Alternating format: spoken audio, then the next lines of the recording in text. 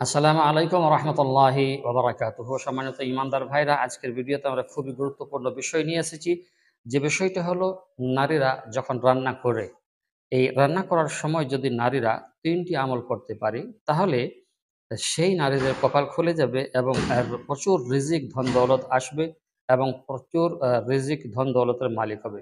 সম্ভবত আমরা সাধারণতভাবে নারীরা, মা বোনেরা যখন রান্না করে, তখন সেই রান্নাতে অনেকে বেখিয়ালি বা বেধিয়ানি থাকে এবং রান্না করার সময় অনেক সময় দেখবেন কি হয় যে রান্না ঠিকঠাক হয় না, বা রান্নাতে কোনো রকমের স্বাদ দেখা যায় না, টেস্ট দেখা যায় না, পাওয়া যায় না, সেই জন্য রান্না খারাপ হয়ে যায়। তো আজকে যে ৩টি আমল বলবো, এই ৩টি আমল যদি আপনি করতে পারেন, ইনশাআল্লাহ তাবারাক ওয়া তাআলা আপনার রান্না বরকতময় হবে এবং আপনার যে সিস্টেমটা রয়েছে, সেই সিস্টেমও ভালো থাকবে।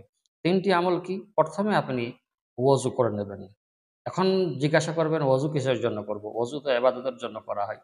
অজু ইবাদতের জন্য করা হয়, এটি অবশ্য সঠিক কথা। কিন্তু এই যে রান্না আমরা পরিবারের জন্য করে থাকি, এটা আমাদের পরিবারের উপরে একটি বিরাট বড় ত্যাগ স্বীকার এবং পরিবারের উপরে আমাদের একটি বিরাট বড় দয়া। তাই আমরা মা বোনেরা যখন রান্না করে ৩টি আমল করবেন। ১ম এ অজু করবেন।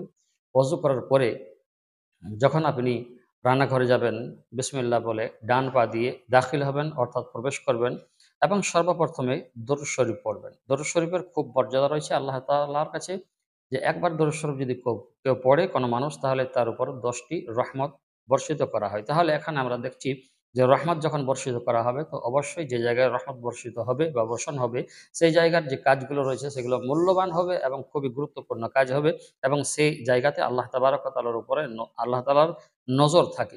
তো চলুন, আমরা ১ম নম্বরে বললাম যে ১ম এ আপনি ওযু করবেন, ওযু করার পরে বিসমিল্লাহ পড়বেন। বিসমিল্লাহ পড়ে ডান পা দিয়ে রান্নাঘরে প্রবেশ করবেন এবং দরুদ শরীফ পড়বেন। দরুদ শরীফ পড়ার পরে যখন আপনি উনুনে আগুন ধরাবেন, যখন আপনি গ্যাস চালু করবেন, তখন বিসমিল্লাহ বলে করবেন।